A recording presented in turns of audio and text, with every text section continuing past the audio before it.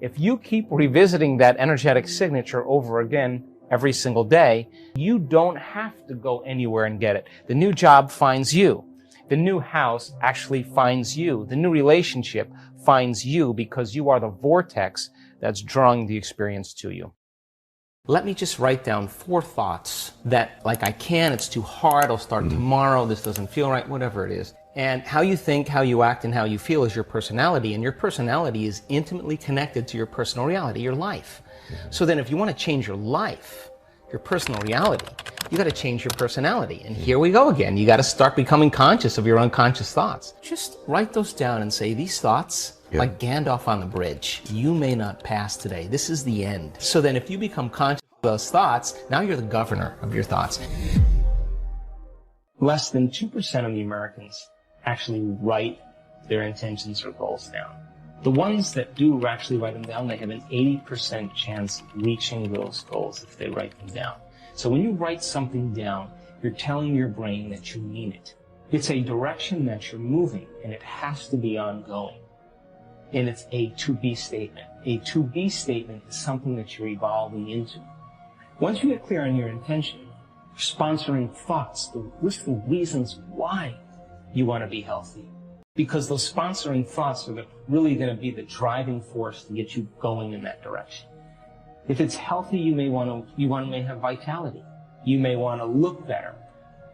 If it's wealth, you want freedom. That's what you really want. Freedom to do whatever you want, right? So when you begin to define your intention and you couple it with a sponsoring thought, now you're giving your body a taste emotionally of what that future is going to be like. Now, the next step is to plan your actions. Master your day, one day at a time. So now you've already dismantled an old part of yourself, and you say, today, the thought I'm going to have is that I am a genius and I accomplish everything.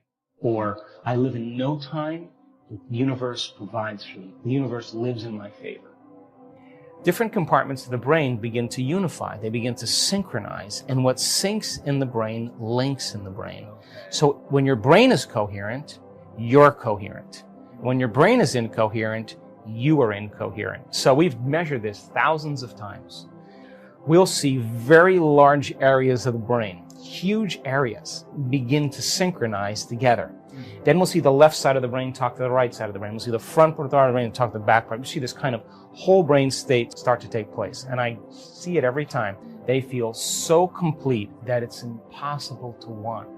How can you want when you're whole? And that's the moment the magic happens. We see a strip chart, we're measuring someone's brain, and all of a sudden we just see this brrrr, and then there'll be a pause. And then 10 minutes later, brrrr, and we know that's downloads. The person is having epiphanies. They're having downloads. We're getting raw information that's beyond our senses. The nervous system really is the superconductor of consciousness. Let's write down the feelings of how you would feel if that future happened, and you're going to have to feel that feeling before it occurs. So now, okay, what does an abundant person feel? Pretty much free, in love with life, grateful to be alive, abundant. Okay, now, let's practice. The moment you feel gratitude, your healing begins. The moment you feel worthy and abundant, you're generating wealth. The moment you're empowered, you are moving towards your success. The moment you're in love with yourself and you're in love with life, you'll create an equal. The moment you are in awe of life, you're going to have a mystical experience. And so that's causing an effect, right? So then if you can teach people then how to create, instead of from lack or separation, but create from wholeness, and create from what we call the quantum field instead of three-dimensional reality. Okay, the quantum field is an invisible field of energy that exists beyond our senses. You can't see it, you can't smell it, you can't taste it, you can't hear it, you can't feel it. It exists beyond our experience of three-dimensional reality.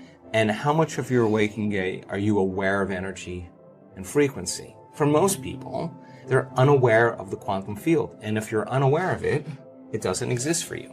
You could study all kinds of science and they'll tell you there is this invisible field of frequency and energy that exists beyond the senses that tend to connect everything physical and material. In fact, everything physical and material is connected to this field. How do you get there? So we discovered that when you take all of your attention off your body. You are not paying attention to your emotions, your drives, your habits. If you could take all of your attention off of every element in your environment, your cell phone, your tablet, your computer, your car, your bed, take your attention away from everything, every place that you live, where you sleep, or you work.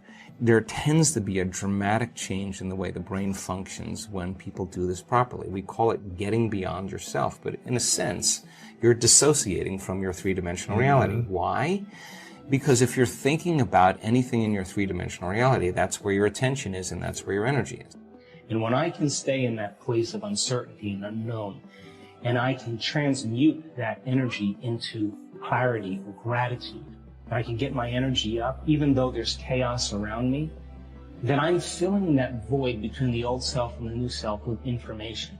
And when you change your energy, you change your life. In other words, you're so busy being elevated, you know you can't predict what's going to happen.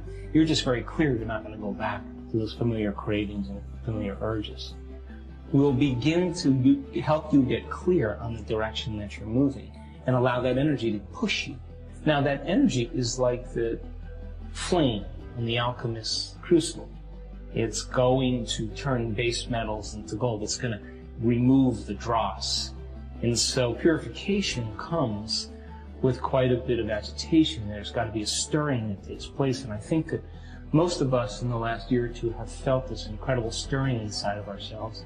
And that's because the energy is so intense that our nervous systems have to really adapt to it. So I think our purpose in life is really to remove these layers, these masks, these habits and emotions that block the flow of the divine within us. Every morning when you start your day, before you open your eyes and reach for your cell phone and check your WhatsApp and your texts and your Facebook, before you plug yourself back into your same familiar world, sit there and get very clear on what that future will be like and begin to emotionally embrace it before it happens. And if you do that properly, you're moving into a new state of being. First thing I would have people do is to really decide what they want in their life. I mean, that's the first step. Decide what your future could look like. Get clear on what that vision is and write down the specifics of what you want in your life, whether it's with your family or your career or with a relationship, whatever it is. Get clear on what that vision is of yourself in the future. And then write down the emotions of how you'll feel when it happens. Will you be joyful? Will you be enthusiastic? Will you be filled with energy? Will you love your life and be in a constant state of gratitude? And now you have a clear intention and elevated emotion. So then most people think in the past, and feelings and emotions are the end product of past experiences. So if you're feeling the same way every single day, it means nothing new is happening in your life.